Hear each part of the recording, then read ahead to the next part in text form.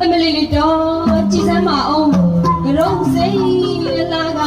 ဟောရခင်မလာလေးကိုဖြစ်ခဲ့တာမို့လို့ဒါကြောင့်လဲနိုင်မှုတော်ကြီးချီနာ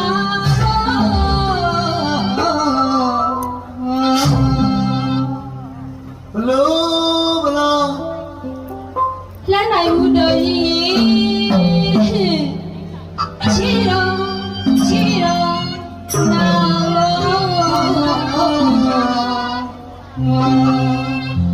ရဲမနောမြေမှုကုန်အတဲ့တော်ကျွေးလူလုံးလဲမနောမြေမှုကုန်အတဲ့တော်ကျွေးလူလုံးရေကြီးကမ်းမောက်မြေဝဲဘက်ပြောက်စီဝဲတောက်ပြရစီအောင်ဝဲရေကြီးကမ်းမောက်မြေဝဲဘက်ပြောက်စီဝဲတောက်ပြရစီအောင်